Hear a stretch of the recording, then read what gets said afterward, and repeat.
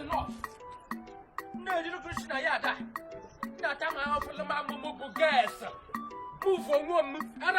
I am married to Jesus. Satan, leave me alone. Enough of this marriage. Money, hey, we know me vote and you no go them. Come on. Let you go. Each time they see you on the road, you are shouting, lamenting. What is the matter? Let you go, the man water. The man water na father they keep it in a money. She what? Because father do not mind. You cannot understand what I'm going through now. This man want to kill me before my time. I will never accept that. I will not agree. Which man again? I'm I will dig it. Your husband. Papoka. Look at Igbo. Mama, couldn't be before bomb. Lady Good. Could you imagine a worker boss in the local Naba on the Jazzy Lobatano, Bunatana Yat? Hey! The low bed, our ceremony bed, matrimony. Matrimony bed. Now, come on in a bim. Now your own matrimony at home. My old bed, would they come go work out? What is the work out? There is God. I can, you will not understand because you will deep. You will deep. And when that time, because he settled down. Okay. Because he settled down. Please, let me understand something. Is it for me to settle down or that your husband is bringing in another woman in your matrimonial home? Which one are you? Do you want me to face? If to say you don't settle down, now I go fi explain what I they go through, make you understand that. I am a woman. Hey! Even though I'm not settled, even though I'm not married, that doesn't mean I should not understand because I am also going to get married.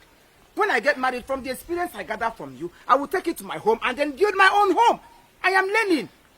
Each time I see you people complain of bad marriage, bad husband, bad this, bad that,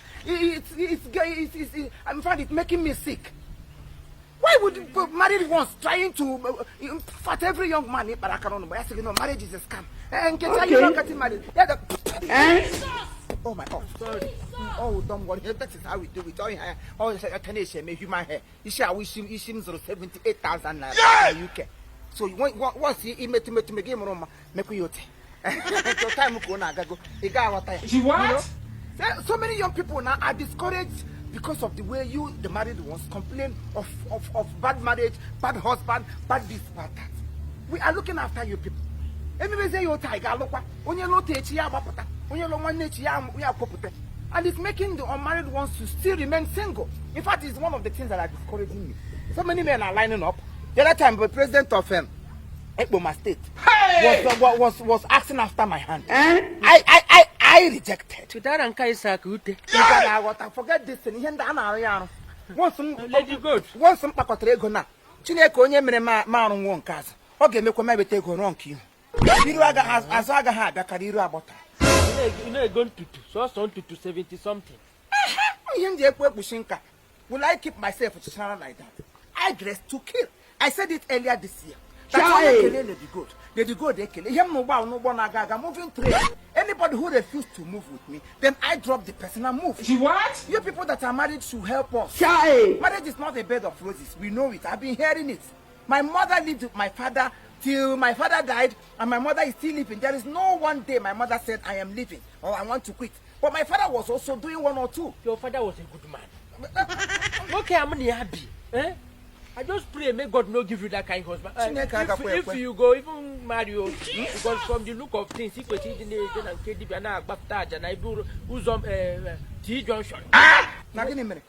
A Christian lady, why you see me? Make up party, I come and queen again. Man to Guyana on negotiate. How can negotiate lady go? How can negotiate? Oh my off. Anyway, here I am not in a hurry to get married. Yes! I'm 42 years old doesn't mean I am that old. I'm a monocos. I'm a monocos of Kameshi William Namonopos. Him no monobag or him just rap back. When you want to put on a monopos, I am monobag or the same thing. God will still help me. Sarah, I don't know how many years. Hey! Let me be the Sarah of this time. But for me to wait for God's time, for him to bless me. I'm a now for come up. There, but I'm going the other day. Just into their family company. Their family here may meet. I put them not out. I saw no way occupied. I'm going to have I saw you in Cardiota. Can I want now? How do you know? kekwa mmanwụ dị ife a ka ebe esi wee onye aba aga na hia ka ebe mmanwụ eziokwu dị n'ihe agwụ because ukwu gị a kpacha onye kpaa emonye kpacha onye kpaa emonye nwa ma agata nkwu ebe a agwa aga eziokwu ma anyị mana eziokwu na afụfụ na mana nsogbu anọ nugodo anụgodu m ọ bụrụ ọdị nwa wuru nnu anọ n'ihe nọ ya complain. Have you given me any reason to decide or to even accept that marital commingling is working out? Unu emezi na ife unu na-eme onye di ebe mba pịam ya mapụta na social media.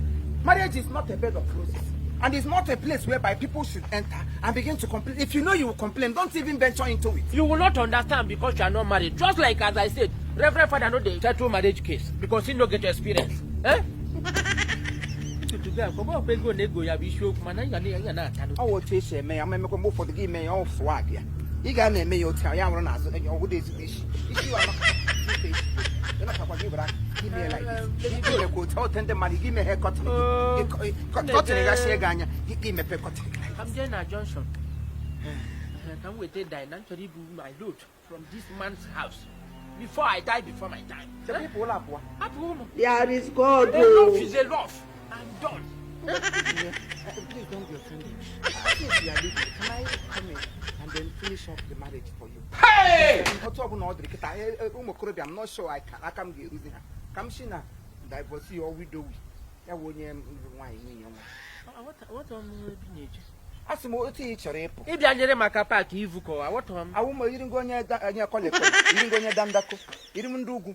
As maybe only in a happy digapo. I can come in your husband. I'm an old Balanca. He can accept me. Let me finish up the marriage. I'm there to go to money here and I'll complete. I'm always show come wash. Well, you got here in a village. I would be sorry. Now I told you before kill you. So that maybe now you they call him for night, they call him baby. We're going to work in a baby. Eh, or plan unu. I didn't just Jesus! Plan again. Instead of you getting married to my husband, I will remain a pre-window. You can also remain a pre-winkle. Oh? Yes. Mama can remain a pre-winkle. Yes. Mama, Omar Runu. Omar Runu. They want me to go. I to charge up and not eat it. No fair. Please, it's better I manage him like that. Half bread is better than none. Even over the boss, that we are like that. Chai. But over the boss, now I told you I'm not food. Useless woman. You there here now, they complain you want to leave your husband, you want to leave your husband. You say, okay, leave him, can manage it again, one thing. You can instead of you to leave him, make you remain a pre-wingo. Remain a pre-door, more a pre-gate. Do you man about for? I don't metu welcome mete. I can good morning, sobu. What about person sobu? Men are like that in nature. But bringing woman into your home is the one I will not support. Because here will let the gold international. I don't support it. Even when I went to London, Queen Elizabeth saw me. She has said, "You're not able to come and work alone." I should have become Queen Elizabeth's daughter-in-law. On I believe I said, "Ben Wagana, the Elizabeth, Machine Pamwa." Hasimba, Mgwamgaba, come, even if not, they will marry me. I can adopt. Oh, can I make me who does marry me, Jaka? Nonsense. Lady God International, I dress to keep.